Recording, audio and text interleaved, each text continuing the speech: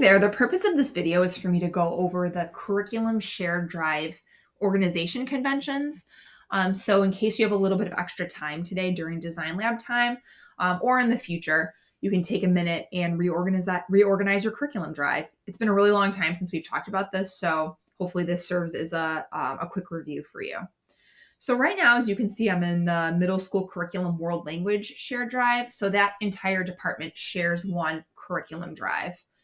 Before we dive into one of these language folders, at the very top level of this drive, you'll see there's this document called Team Drive Naming Conventions, which basically goes over the same information I'm telling you right now about how to organize your shared drive. Additionally, you should find a blank UBD template that you and the other members of your PLC or your department can open and make a copy of every time you want to develop a new UBD unit. One thing to consider is as you go through your folders or your drives organization, if you find additional docs or resources, you might want to consider putting them in a separate folder so that it's really clear how to access each unit, and that might decrease some of the clutter too. So we have some additional sheets in here or additional materials. One of them is this UBD cheat sheet for new teachers. Since that's UBD related, they might choose to keep that at the top level of the drive, or maybe not. But there's some other rural planning materials and things that this department might consider putting in a separate folder.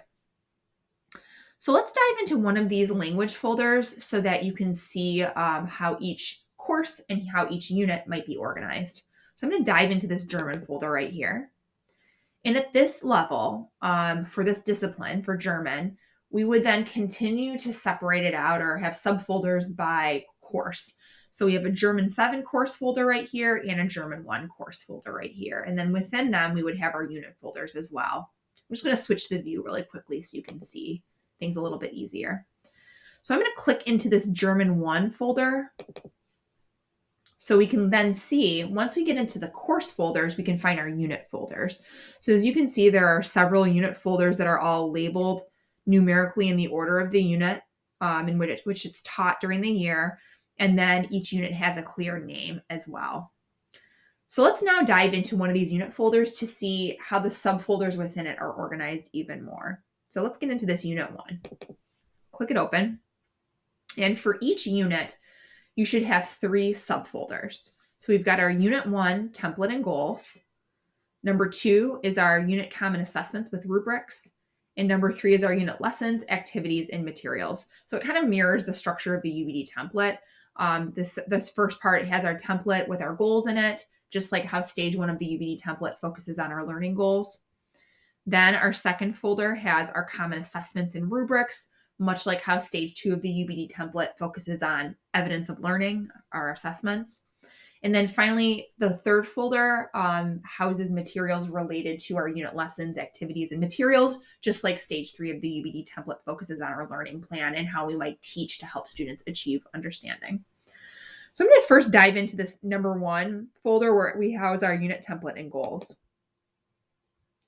So I'll go back to this view. So as you can see, we have our completed UBD template in here. Plus we have our student scale or learning map, and we'll talk a little bit more about those later on in the year, plus some posters of our transfer goals. So you definitely want to have your unit map in here, your unit template in here. And then as we develop learning maps, you want to keep your learning maps in here as well. So I'm going to go back to unit 1. And then now I'll dive into the unit common assessments folder. So as you can see, there are a couple of common assessments that are housed in here. If it's a writing task or some task that demands the use of a rubric, you would include that in here as well.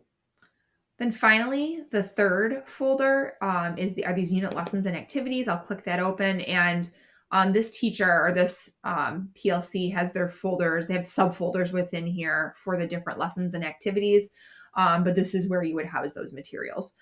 Notice that everything is pretty streamlined as we go through each of these folders.